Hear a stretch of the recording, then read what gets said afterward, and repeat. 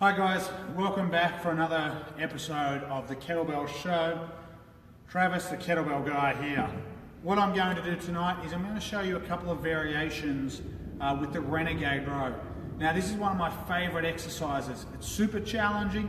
You're really working on the twisting, so anti-rotation as you row.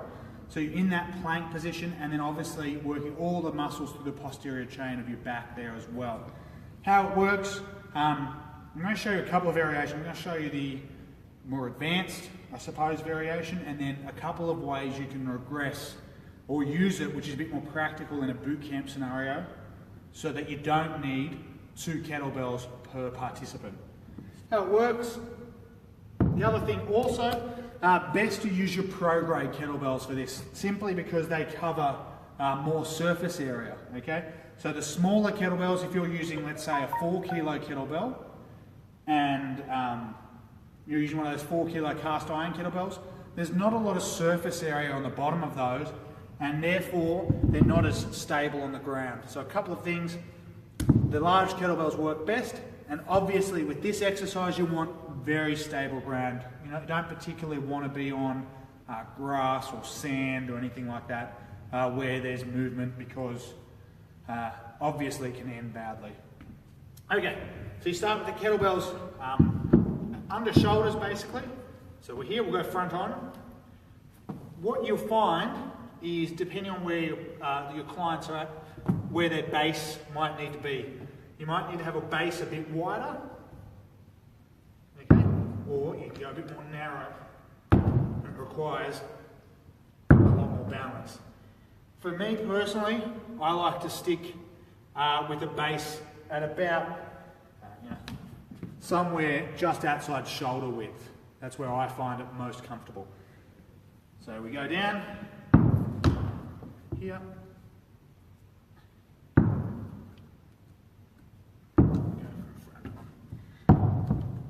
Now a couple of points to notice is when you're on the bells, you see that bell sits right over my palm of my hand. I don't have the bell up by my knuckles, and my wrist is not like this, where all the weight is passing into my wrist, putting a lot of pressure on my wrist.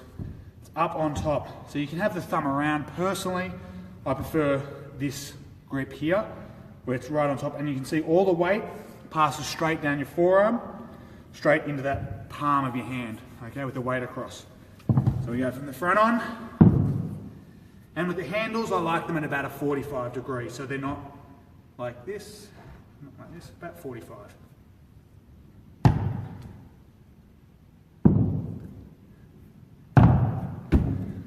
So as you're doing it, you're fighting, as you lift one, often you'll find one foot might come up, and depending on the weights you're using, becomes a bit harder.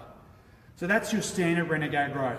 Now, one variation I love to use in my boot camp a lot, which saves you bringing down 2 kettlebells per person, is a bench, a single Renegade row, okay? It's quite simple, pretty straightforward. Just make sure you use a bench that's got a solid backing. You're up on top of the bench, same as you would. Same stance with your feet, that kettlebell's in between this time, reaching down, and you're rowing up. Change sides, and rowing up. As you're rowing up, elbow comes high, close into the body, not out wide, close in.